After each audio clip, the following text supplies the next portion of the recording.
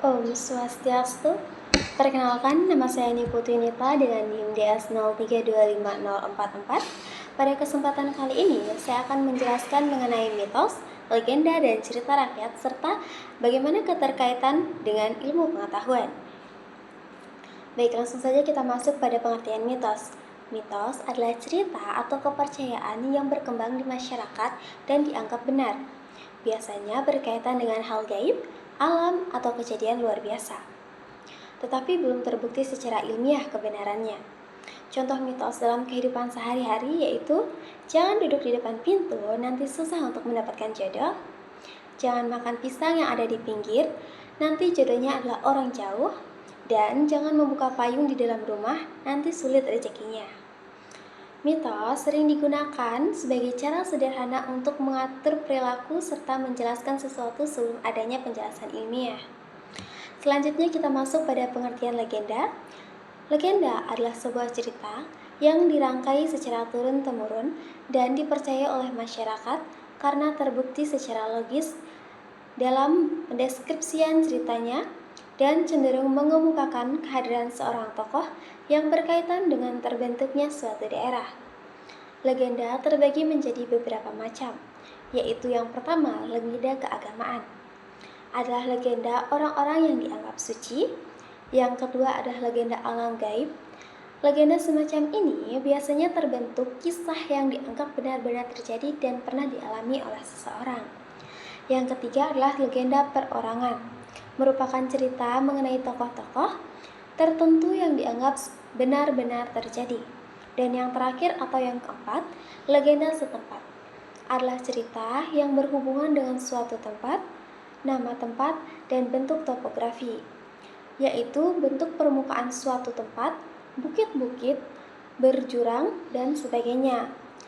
Selanjutnya kita masuk pada pengertian cerita rakyat. Cerita rakyat adalah kisah yang berkembang di masyarakat secara turun-temurun dan disampaikan dari mulut ke mulut. Cerita ini berfungsi sebagai hiburan sekaligus mengandung nilai moral, budaya, dan menjadi pembelajaran hidup. Nah, ciri-ciri cerita rakyat ada 7. Yang pertama, yaitu disampaikan secara lisan atau diceritakan dari mulut ke mulut secara turun-temurun. Yang kedua, tidak diketahui pengarangnya atau anonim. Yang ketiga, bersifat tradisional. Yang keempat, mengandung nilai moral. Yang kelima, bersifat sederhana dan mudah untuk dipahami. Yang keenam, bersifat imajinatif atau khayalan manusia. Dan yang terakhir atau yang ketujuh, memiliki banyak versi atau beragam versi.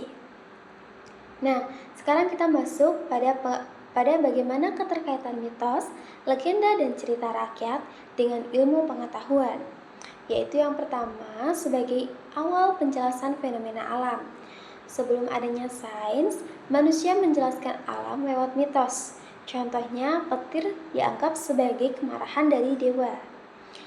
Lalu yang kedua, mendorong rasa ingin tahu ilmiah.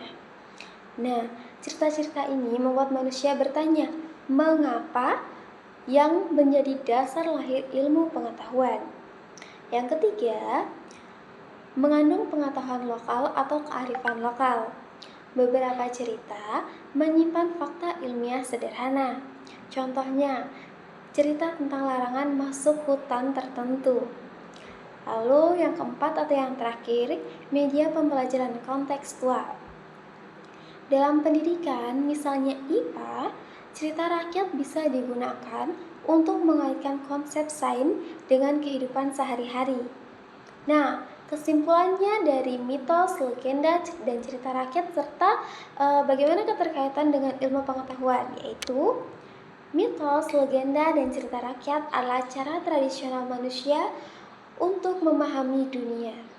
Meskipun tidak selalu ilmiah, ketiganya menjadi awal berkembangnya ilmu pengetahuan karena memicu rasa ingin tahu manusia serta observasi dan pemikiran logis manusia. Baik, itu saja yang bisa saya sampaikan mengenai mitos, legenda, dan cerita rakyat serta bagaimana keterkaitannya dengan ilmu pengetahuan. Akhir kata, saya ucapkan terima kasih dan saya tutup dengan Paramo Santi. Om Santi Santi Santi Om.